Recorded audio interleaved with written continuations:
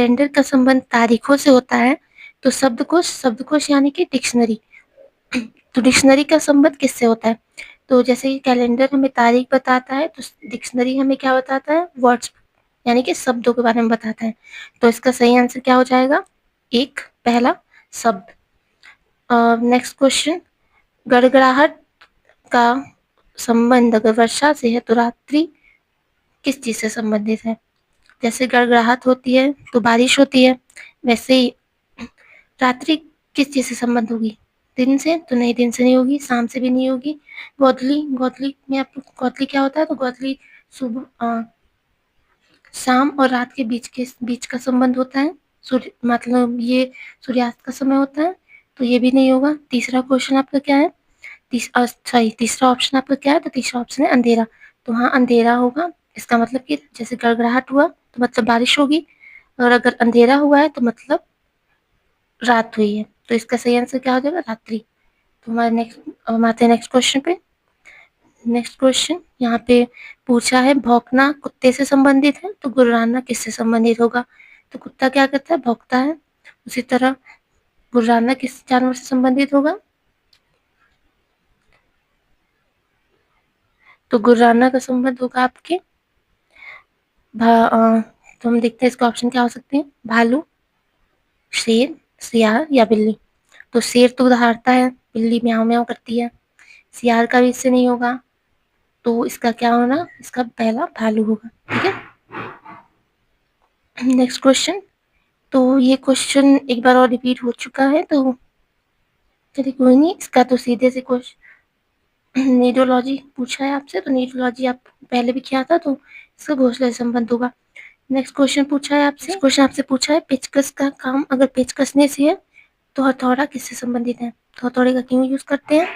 कील लगाने के लिए।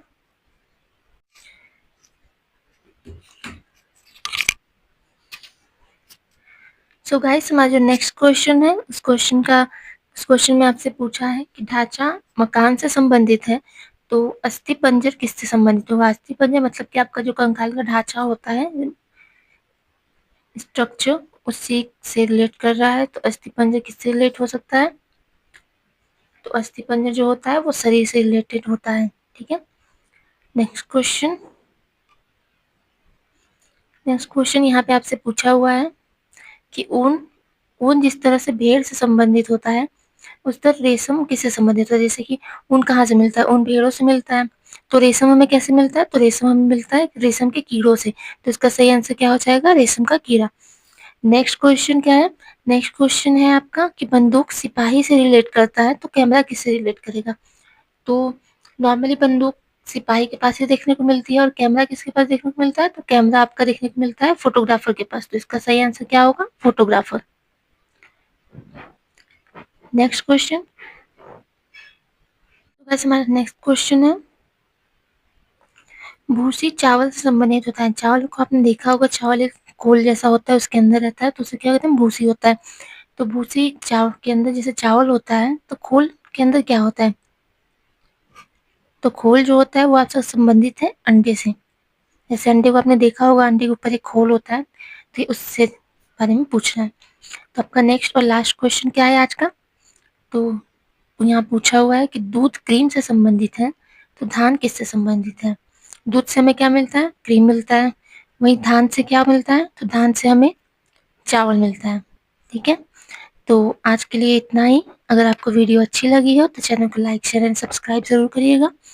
और नेक्स्ट हम लोग मिसिंग नंबर्स के बारे में डिस्कस करेंगे। तो thank you so much, thanks for watching.